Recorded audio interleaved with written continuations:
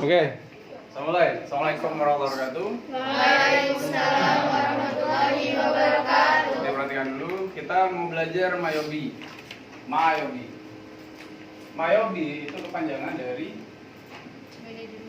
mind, your, own, OWN ini ya. This. Ya. Oke. Jadi Mayobi itu adalah software dari Australia.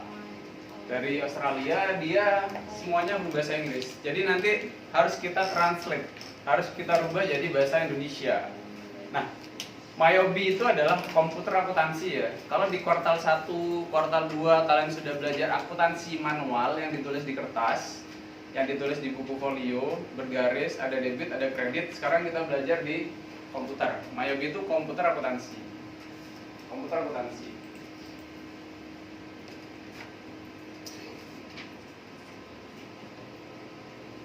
Di Indonesia, komputer akuntansi itu banyak ya.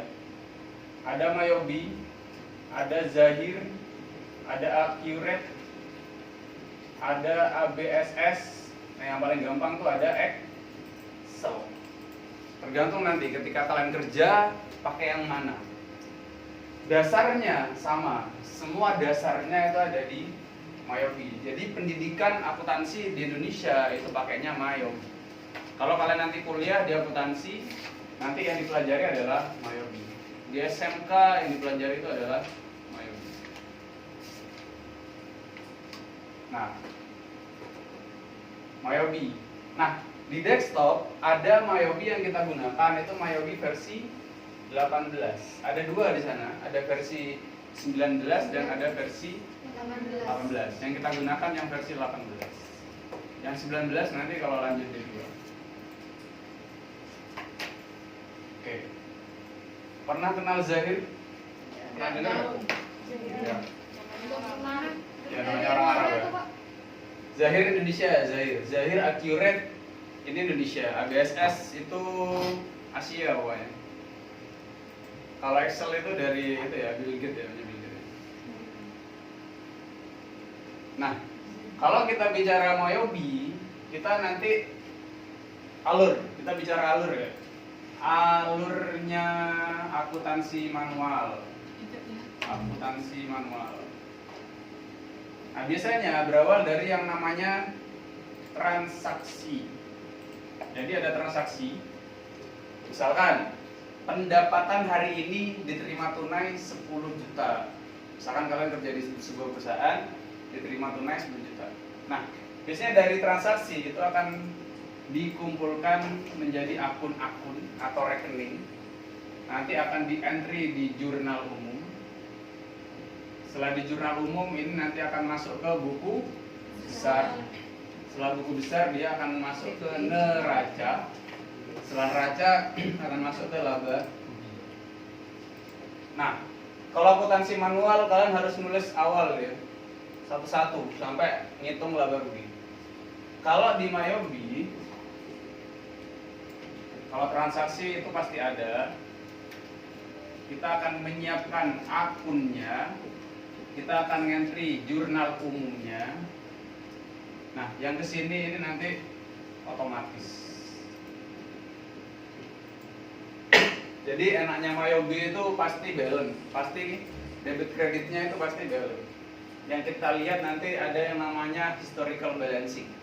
Kalau historical balancingnya nggak 0, berarti jawaban kalian salah. Kalau historical balancingnya 0, berarti benar. Nah, ini Mayobi. Nah, sekarang perusahaan yang kita pelajari itu nanti ada 3 ya. Yang pertama ada perusahaan jasa. Nah, 5 kali pertemuan sekarang kita akan belajar perusahaan jasa. Setelah itu UTK. Nah, setelah UTK kita akan belajar perusahaan dagang. Nah, perusahaan dagang ini yang paling ribet nih. Kalau perusahaan jasa kita hanya fokus di jurnal umum. Jurnal umum saja. Enteng banget. Paling enak tuh kalau kerja di perusahaan jasa. Nah, tapi kalau kita kerja di perusahaan dagang, kita akan ketemu yang namanya jurnal umum, dan jurnal khusus. Nah, ini dia. Dan terakhir ada manufaktur ya, atau industri ya. Manufaktur itu seperti apa sih? Ya, pabrik, industri ya. Merubah barang mentah setengah jadi barang jadi.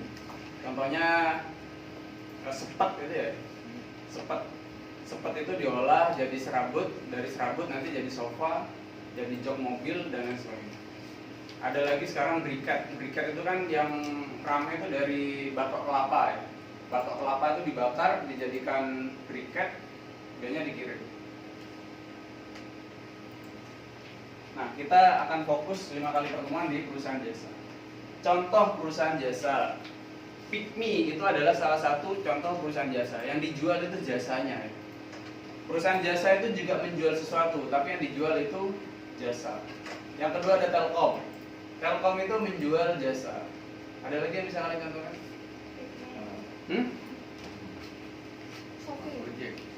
Gojek jasa. Shopee. Shopee itu jual, dagang. Kalau Shopee-nya jasa. Kalau yang di Shopee dagang.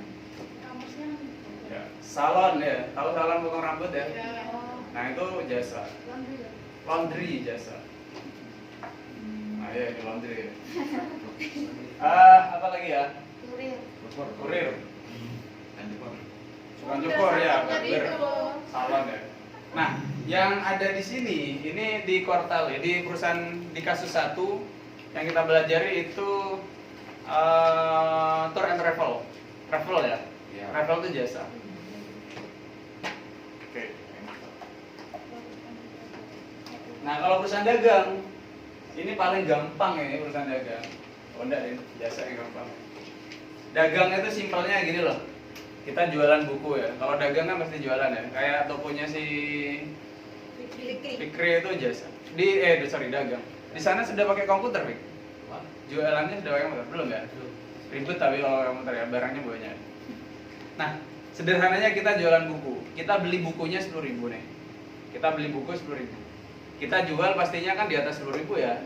Gak mungkin jualnya di bawah 10.000. Misalkan kita jualnya 15.000.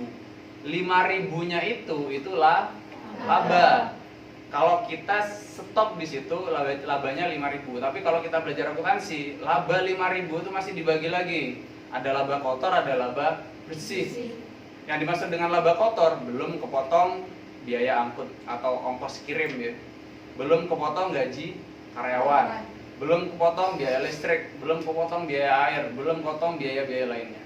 Jadi pada dasarnya yang dimaksud dengan laba rugi itu adalah pendapatan, income dikurangi dengan biaya.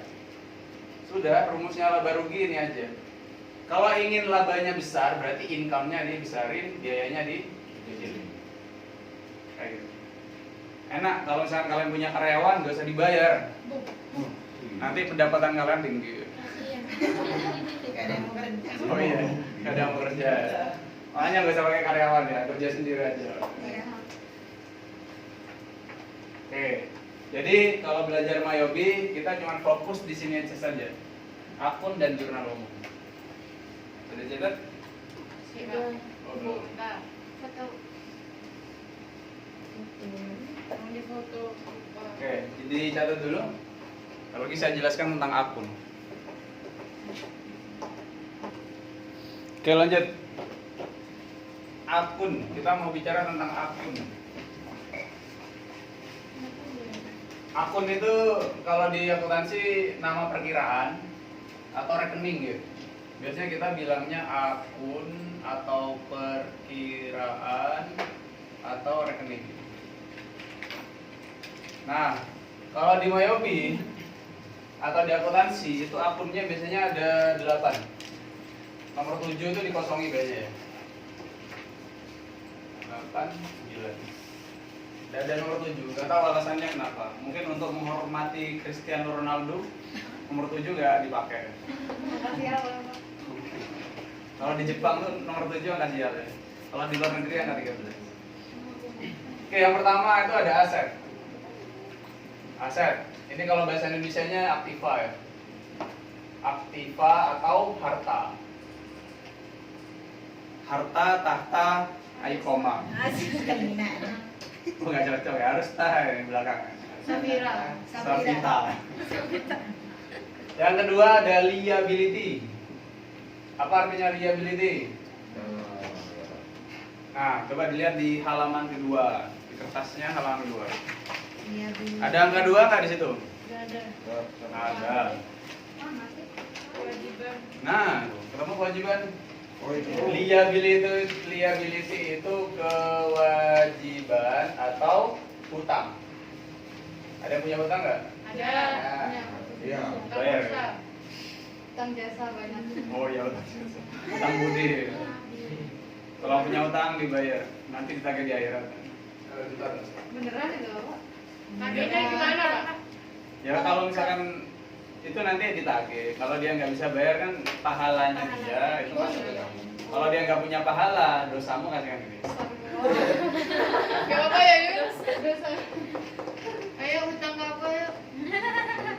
Tapi banyak loh orang punya hutang di desa itu nggak mau bayar. Iya, Pak. Dia punya hutang nggak mau bayar tapi beli motor, beli TV, bangun rumah, sering kayak gitu ya. Wah jadi kiper ya. Yang ketiga ada equity. Ini sama dengan modal.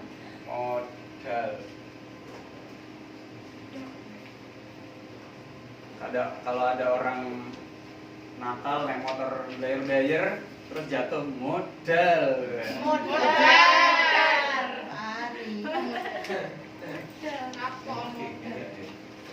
Yang keempat Pendapatan. ya income. Income.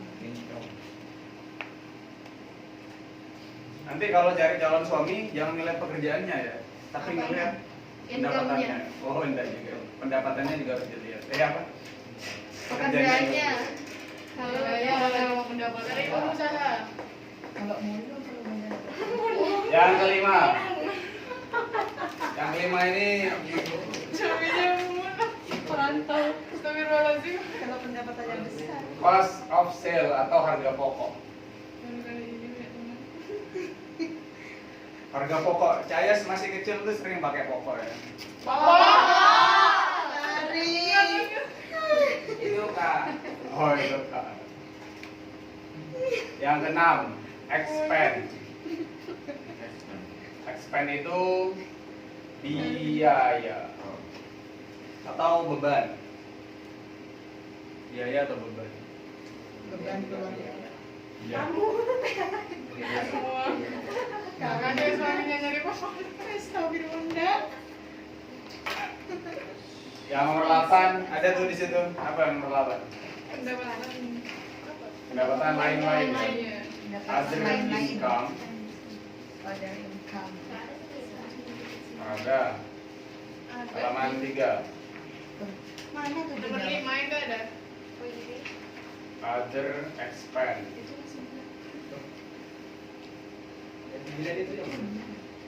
Gak ada tujuh yuk kan tadi udah dibilang itu juga ada. Orang tujuan kasihan. Kasihan. Oke. Terima kasih. Udah.